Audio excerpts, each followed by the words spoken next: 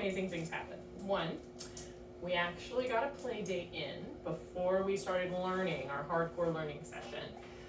Now, the play date was a learning date too, and the only reason I felt comfortable letting Silas play with Mr. Mandrake, this dog, is because we've actually used him in previous sessions as kind of a demo dog, and they have greeted each other appropriately several times. They were familiar with each other, and they had interacted appropriately while on leash together during those training sessions. So we started our training off with an off-leash play date in our backyard.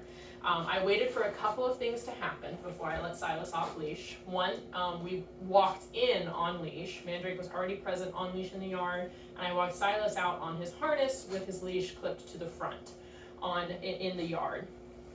Two, I waited for Silas to give me a urine. I waited for him to pee.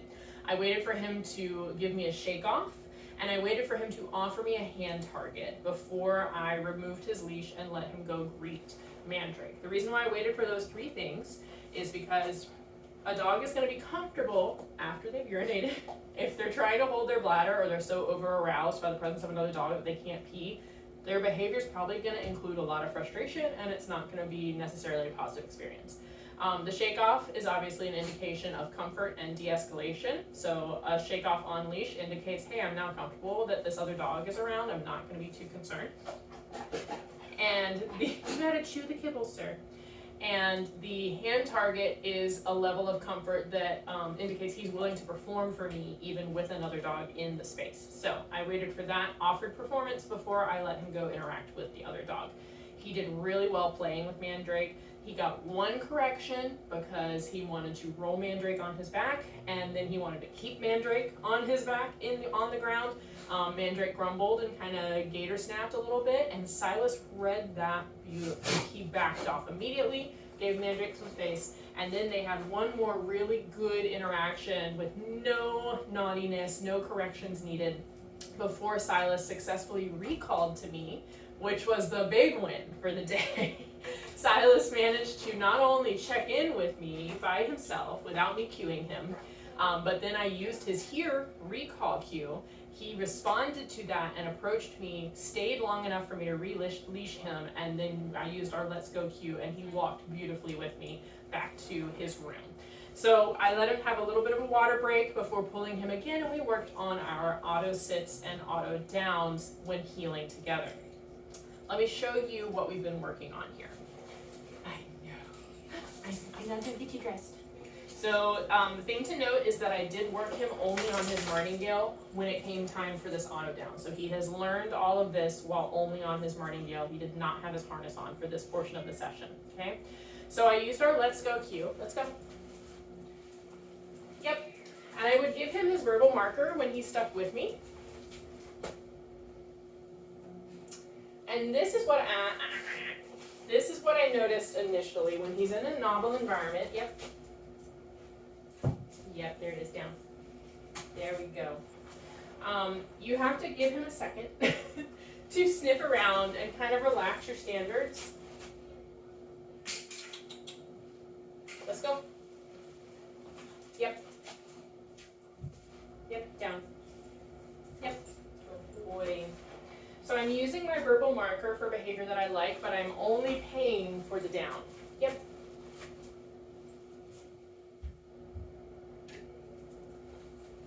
Yep. Good job. Very nice.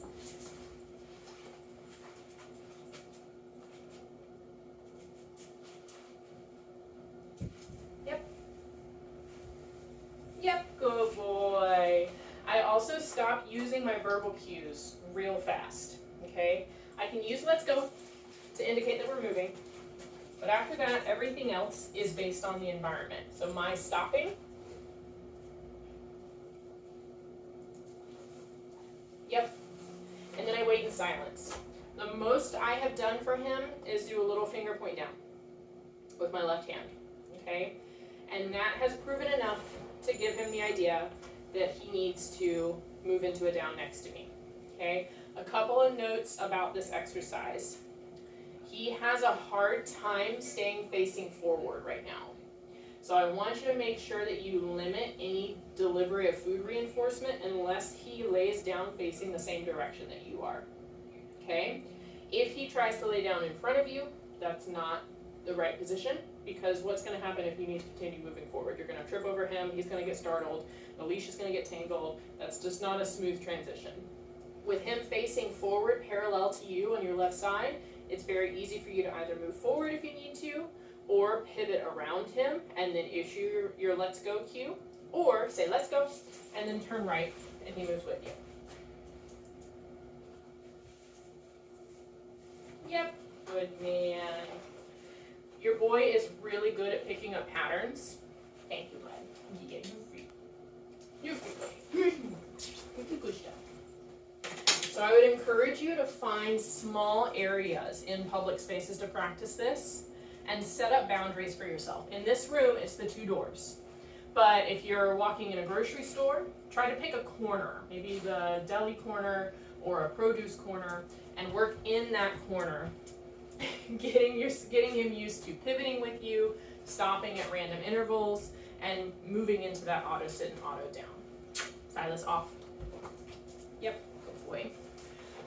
If you start seeing him routinely pivoting his rear end out, because that's what's moving, he will stop right next to you, and then if he starts to swing that rear end out while he's moving into a sit or a down, immediately continue moving. Do not acknowledge him in any way, and try to set yourself up for success by creating a barrier. In this case, I used a wall here, and that's going to prevent him from spinning his hips out and moving into that sit. And then what you can do as you get success directly next to this barrier is you can take a step away, reset the exercise, walk a little bit, and then ask him to, or not ask him, wait for him to offer the auto sit, auto down again.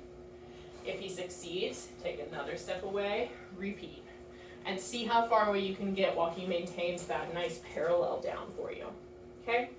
Let me know if you have any questions about this exercise. He did it about 50% of the time for me today. Like I said, he's really good about picking up on patterns, so you want to pick small spaces to really focus on this exercise before asking for it throughout a public space. Like, don't ask for it throughout the whole grocery store. Set other goals as you work your way through the grocery store, and then pick one corner to really hone in on this skill before then exiting. And then you can shift that location to another area of the grocery store next time, or your Home Depot, or wherever you've got him working with you on that day. My side guy, are you done? You done for the day? Yeah? Can you give me a hug? Thank you. Thank you. He did so well. We had such a great session today. He really has grown up into a handsome gentleman. Yes, I'm very proud of you.